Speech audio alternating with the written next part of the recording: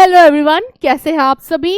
तो मुझे पता है कि आप सभी ये जानने के लिए बहुत क्यूरियस हैं कि कैसे करनी है नीट की तैयारी। तो मैं ये मान के चल रही हूँ कि आपने नीट की तैयारी करने का सोचा है, तो आपने पहले ही ये डिसाइड कर लिया है कि आप डॉक्टर बनेंगे, है ना।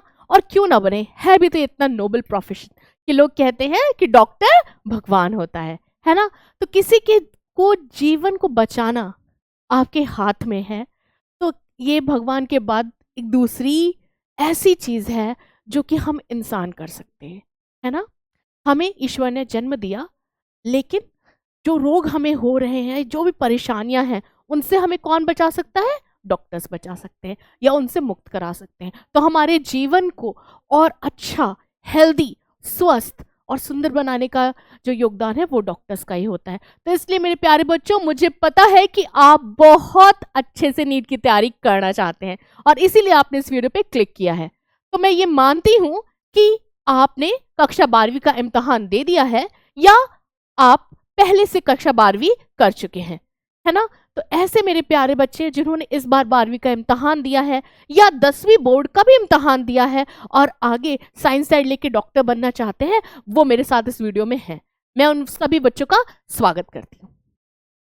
अच्छा बच्चों, तो मैं ये बात आपसे कहना चाहती हूँ कि नीट का फुल फॉर्म क्या होता है। नीट का फुल फॉर्म है नेशनल एलिजिबिलिटी एंट्रेंस टेस्ट, है ना। और नीट दो स्तर पे होता है। एक आपका नीट यूजी का एग्जाम होगा जिसे कक्षा 12वीं के बाद दिया जा सकता है और इसके बाद एडमिशन मिलता है एमबीबीएस इत्यादि कोर्सेज में, है ना बेटा।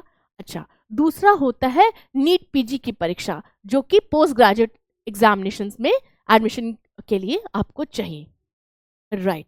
तो अभी आपने कक्षा 12वीं का एग्जाम दिया है, तो आप कर रहे हैं एमबीबीएस में एंट्री की तैयारी। तो कैसे जाना है, क्या करना है, ये बताने के लिए मैं हूं प्रज्ञा, और देखते रहिए आगे। ठीक है, तो बेटा एक चीज आपको समझनी है कि जो ये नीट का इम्तहान है, ये वो ही स्टूडेंट्स दे सकते हैं जिन्होंने कक्षा 12वीं को जो है साइंस साइड से पढ़ाई करी है। साइंस साइड का मतलब क्या है? उनके विषय रहे हैं फिजिक्स, केमिस्ट्री और बायोलॉजी, है ना। साथ में उन्होंने 50% अंक प्राप्त किए हैं और जो रिजर्व कैटेगरी से हैं उन्होंने कम से कम 40% अंक प्राप्त किए हैं, है ना। और आपने 17 वर्ष की आयु पूरी कर ली है। तो अब आप इस एग्जाम की तैयारी कर रहे हैं, तो आपको सबसे पहले पता होना चाहिए कि इसका सिलेबस क्या है।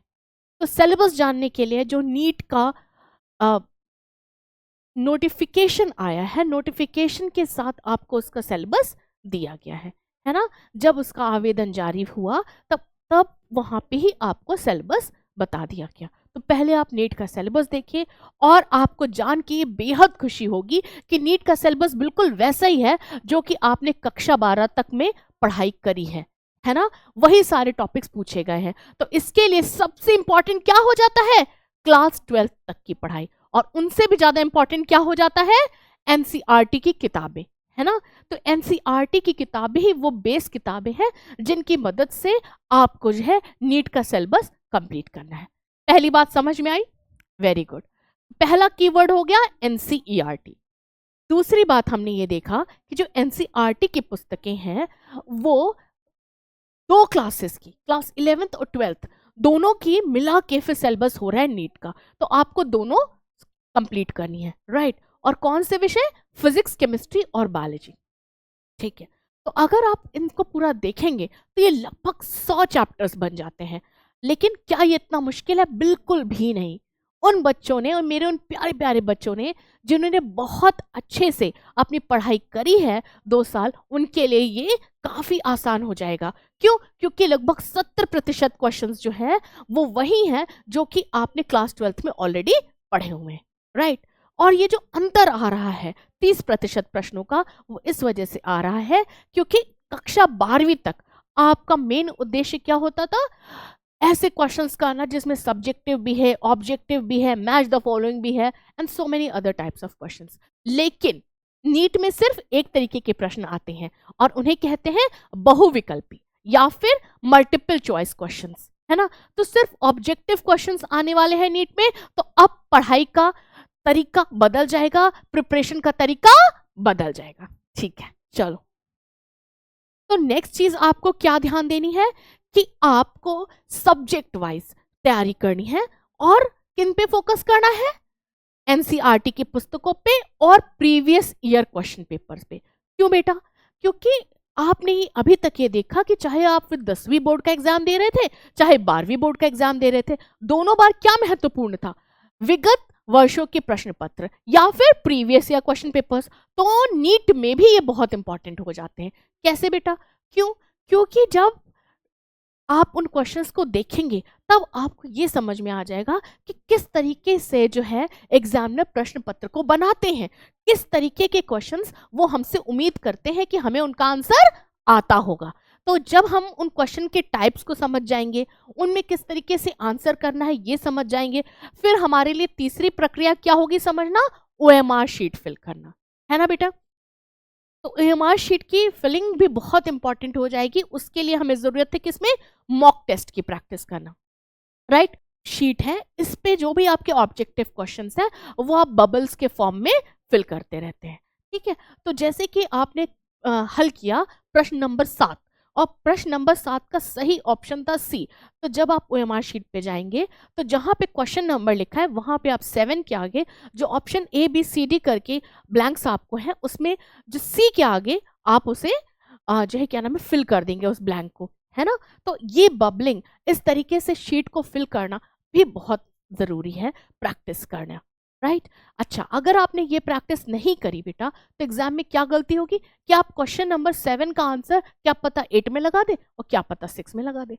तो जब आप एग्जैक्टली प्रैक्टिस करते रहेंगे तब आपको टाइम मैनेजमेंट भी आएगा एग्जामिनेशन हॉल में और साथ में ओएमआर शीट की फिल करने की तरीका भी पता चलेगा। Very good.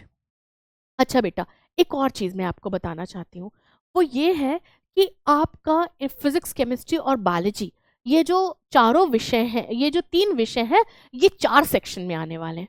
कौन से 4 सेक्शन?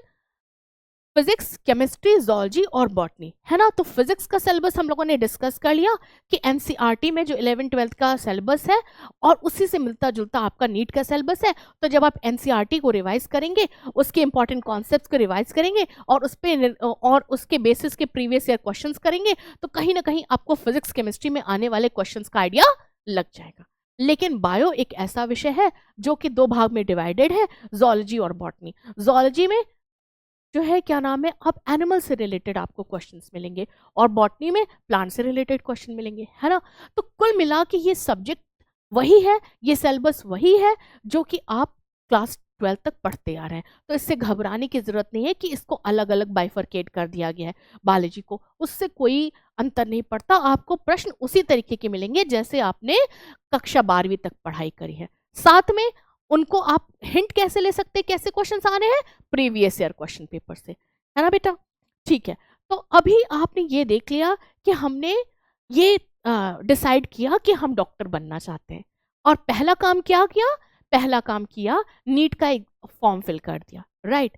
अब हमने उसकी तैयारी करना स्टार्ट करी और तैयारी कैसे करी, तैयारी में जब हमने 12वीं तक जो भी विषय पढ़े थे उनके हमने ऑब्जेक्टिव क्वेश्चंस या कह लीजिए बहुविकल्पीय प्रश्नों को प्रैक्टिस करना स्टार्ट कर दिया और साथ में क्या किया, प्रीवियस ईयर क्वेश्चन पेपर भी सॉल्व कर लिए। तो हमें एक आइडिया लग गया कि किस तरीके के क्वेश्चंस पूछे जाने वाले हैं। अब हमें किन चीजों की प्रैक्टिस करनी है, ओएमआर फिल कैसे करते हैं। क्यों? क्योंकि बेटा हर सही आंसर पे तो आपको 4 मार्क्स मिलेंगे, लेकिन हर गलत आंसर पे आपका -1 भी कट जाएगा, है ना। तो नेगेटिव मार्किंग भी है नीट में, वो है -1 की, है ना। तो आपको इन सब बातों को ध्यान रखते हुए टाइम मैनेजमेंट, स्ट्रेस मैनेजमेंट और सबसे ज्यादा आपको क्या करना है, अपने आप पे भरोसा करना है ना। और जो भी आपने अभी तक पढ़ा है उसे रिवाइज करना है और एनसीईआरटी प्लस ऐसी रेफरेंस बुक्स को फॉलो करिए जिनमें आपको प्रीवियस ईयर क्वेश्चन पेपर मिल जाए या उनको सॉल्व करने की कुछ हिंट्स मिल जाए, ठीक है। ओएमआर शीट पे जरूर आंसर फिलिंग की प्रैक्टिस करिए और लास्ट मिनट पे कॉन्फिडेंस को अच्छे से बनाए रखिए। क्यों बेटा? बिकॉज आधी जंग तो कॉन्फिडेंस से जीती जाती है। तो with this I wish you all the very best to all of my future doctors. Bye bye.